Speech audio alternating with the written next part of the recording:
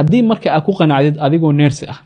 markii aad soo dhamaysatid 2 sano liigu daraya internship qaadanaya shahaadada bachelorka ee dhakhtarnimada qaadanaya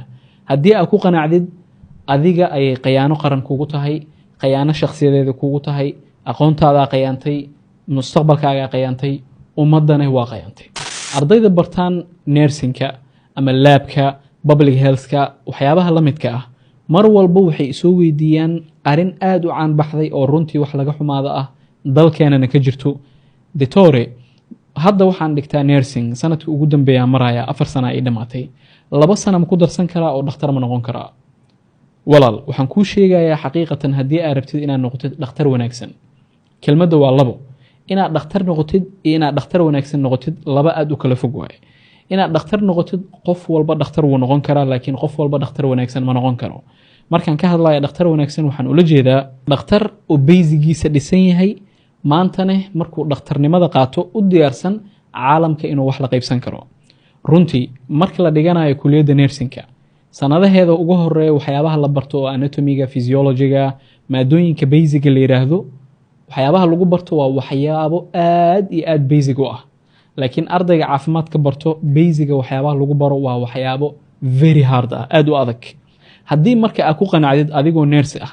markii aad soo dhamaysatid 2 sano liigu daraya internship qaadanaya shahaadada bachelorka ee dhakhtarnimada qaadanaya haddii aad ku qanacdid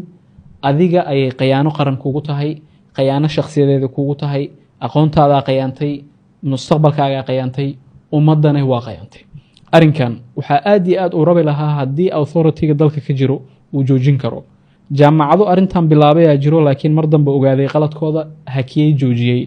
jaamacado ilaa hadda ku dhiiran oo sii wadana way jirtaa waxa jeclaan lahaa dadka authority-ga dalka ka arinkaas inay joojiyaan intii dhakhtar ku noqdeen iyagay u taalaa sida ay isku dhisi karaan laakiin inta hadda dhalinyarta ah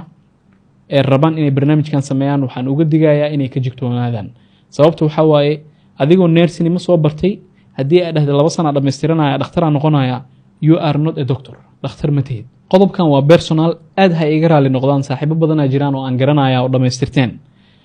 laakiin saaxiibadaas aad iyo aad iga nafsadoodu way og yihiin muxuu ahaa wayna isfahmi karaan qofka maanta soo qaatay cell biology book inta slack soo qaatay buuga anatomiga weynaa soo qaatay physiology tira badan ee medicine loogu talagalay yacni qofkaas wuu ka duwan yahay qofka soo qaatay nursing book loogu talagalay anatomy and physiology Ross and Wilson book la yiraahdo dabcan wuu ka duwan yahay wuuna ka aqoon badan yahay waa inaan isku waafaqnaa qof diidi kartana ma jiro